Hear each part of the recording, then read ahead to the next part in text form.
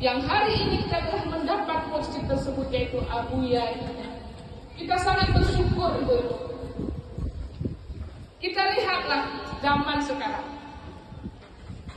Kalau untuk mengakseskan ilmu agama sangat mudah Ibu kan? Di HP semua kita bisa melihat. Ada juga ajaran ma'rifatullahnya banyak. Namun dampak ke pribadi kita tidak ada apa-apanya.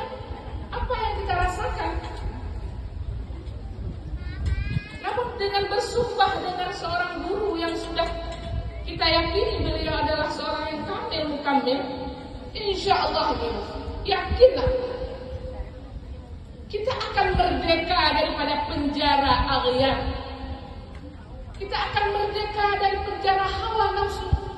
Seperti tadi ada pertanyaan, bagaimana kita tidak mencintai dunia sementara kita keseharian kita dengan dunia. Abuya mengajarkan kita dunia itu tidak bersangkut dengan zahir. Yang Abuya ajarkan bersangkut, jangan tersangkut dengan batin. Silahkan berdunia pada zahirnya, namun batin kita tetap hanya Allah. Ketika kita sudah mendapatkan nur tersebut, hak yang dimaksud di buku yaitu zat Allah Subhanahu wa Ta'ala. Alam ini batin, alam ini musnah, alam ini fana, termasuk diri kita. Bagaimana kita merasakan agar kita ini fana di dalam wujud guru kita pertama sekali kita belajar di dalam ajaran tarekat. Untuk bisa fana fi syekh muqaddam ala fana fillah. Fana kita dulu terhadap guru kita, baru kita bisa fana kepada Allah Subhanahu wa Ta'ala. Jadi ibu-ibu yang dirahmati Allah, pada hari yang berbahagia ini kita sangat syukuri kita dapat berkumpul bersama ibu-ibu. Apakah acara-acara seperti ini akan kita lanjutkan tahun yang akan datang? Bertepatan dengan miladnya Abuya di 78. Nah, semalam sudah kita rayakan. Sungguh ibu-ibu, Abuya telah membuat makam beliau. Beliau selalu menunjukkan itu tempat istirahat ayah untuk selamanya. Jadi sebelum Abuya meninggalkan kita, mari terus kita kuatkan ukhuwah, ikatan persaudaraan. Satu guru, satu nabi kita, satu Tuhan kita. Kalau kita banyak sekali melihat yang ini, yang itu, akan timbul perpecahan yang akhirnya membuat kita lemah. Bersatu kita teguh, bercerai kita lemah. Dengan apa kita bersatu? Dengan berkah guru kita Abuya. Mari terus kita memperbaiki diri, menghilangkan sifat-sifat nafsu yang jelek, kesombongan, merasa diri hebat, ananiyah.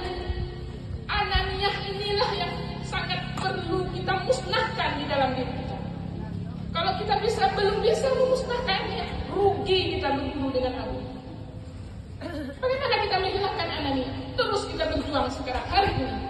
Jangan nampak ada wujud kita.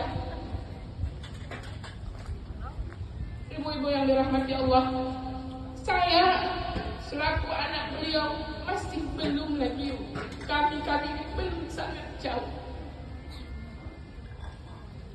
Inilah dengan coba-coba menyampaikan, semoga apa yang disampaikan menjadi pelajaran. Betul, nafsu itu adalah musuh kita. Wujuduka zambul laka, kata Rabi al-Adawiyah. Wujudmu ketika kita masih merasa ada, pasti sifat-sifat nafsu itu, sifat itu melengket dia dengan diri, dengan nafsu, dengan zat. Sombong, iri, hati, dengki, dendam, itu gak bisa kita hilangkan sebelum zatnya itu harus kita musnahkan dulu, yaitu wujud nafsu kita. Ananiyah, waqtasimu billah huwa maulakum, berpegang teguhlah kamu dengan Allah, dialah Tuhanmu. Itu kata Allah dalam Al-Quran. Untuk mentafsirkan ayat-ayat yang dalam Al-Quran itu banyak ulama-ulama mentafsirkan, namun beda dengan ulama-ulama sufi yang mentafsirkan secara isyari. Jadi hari ini sekali lagi Mari tujuan ajaran tauhid tasawuf ini, zahir kita bisa berakhlak mulia, batin kita bisa bermakrifah kepada Allah Subhanahu wa taala. Zahir Muhammad, batin Allah di dalam lantunan syair tauhid tasawuf itu. Harus bisa kita zahir Muhammad, yaitu syariat Rasulullah, akhlakul karimah harus kita dirikan.